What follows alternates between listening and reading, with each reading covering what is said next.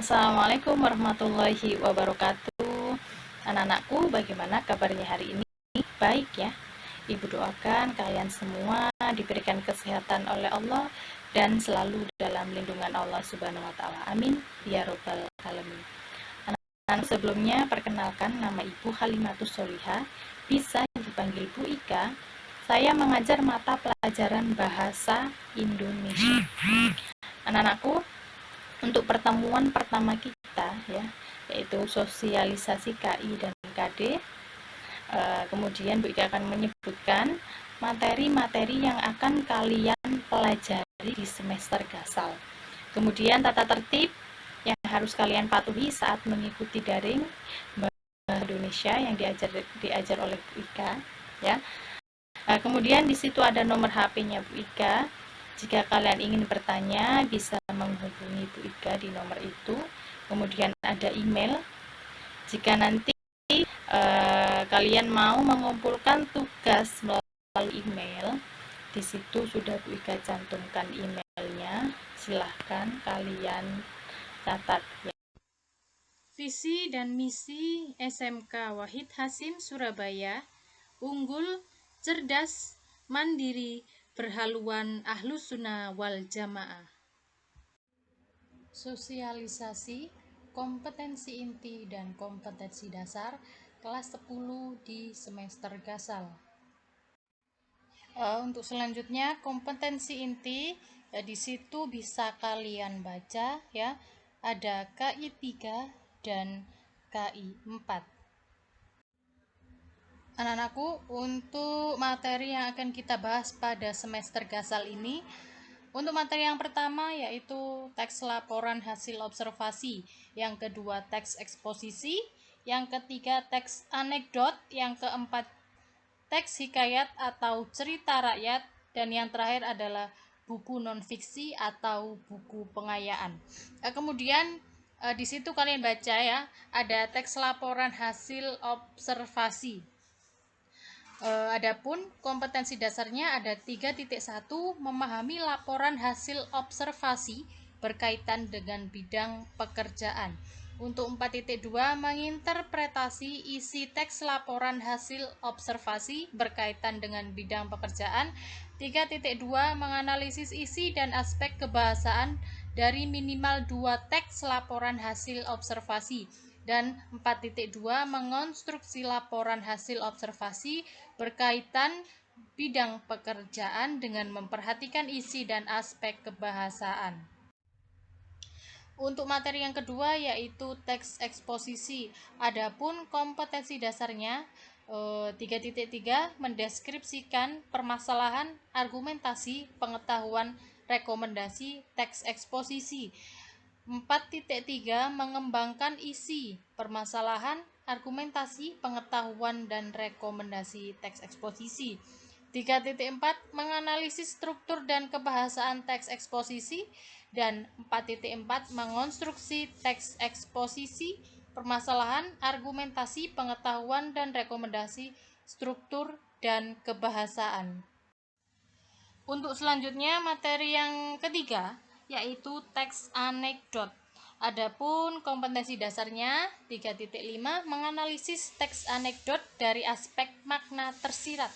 4.5, mengonstruksi makna tersirat dalam sebuah teks anekdot. 3.6, mengevaluasi struktur dan kebahasaan teks anekdot. Dan 4.6, menciptakan kembali teks anekdot dengan memperhatikan struktur dan kebahasaan. Untuk materi selanjutnya yaitu teks hikayat atau cerita rakyat. Adapun kompetensi dasarnya ada 3.7, mengidentifikasi nilai-nilai dan isi yang terkandung dalam cerita rakyat. 4.7, menceritakan kembali isi cerita rakyat atau hikayat.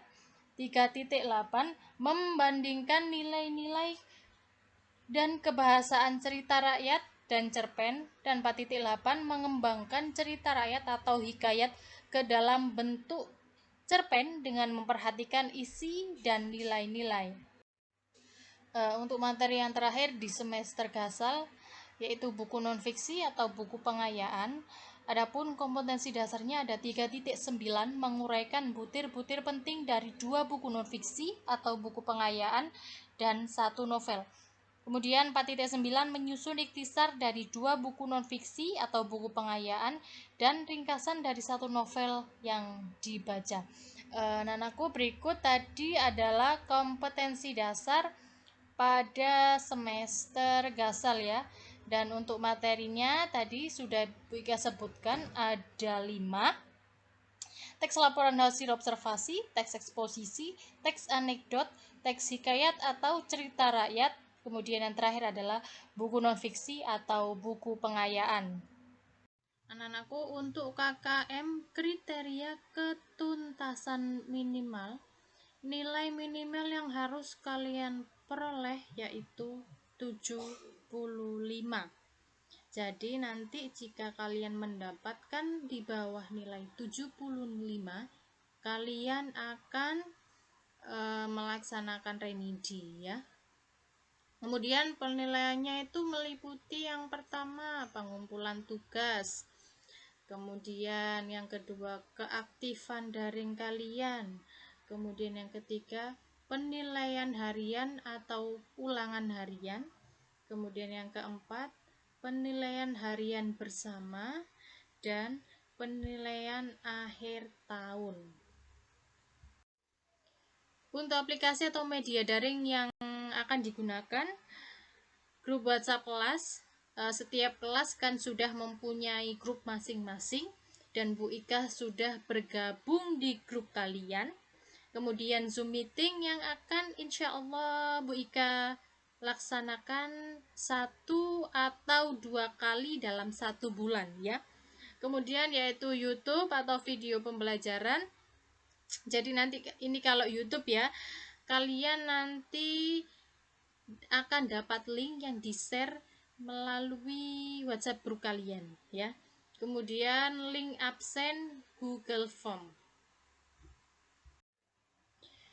Untuk tata tertib yang harus kalian patuhi saat mengikuti daring mata pelajaran bahasa Indonesia yang diajar oleh Bu Ika. Yang pertama adalah harus tepat waktu saat mengikuti kegiatan pembelajaran daring atau luring. Yang kedua, peserta didik wajib mengisi absen saat kegiatan pembelajaran. Absensi dalam bentuk Google Form. Linknya akan dibagikan melalui grup WhatsApp setiap masing-masing kelas.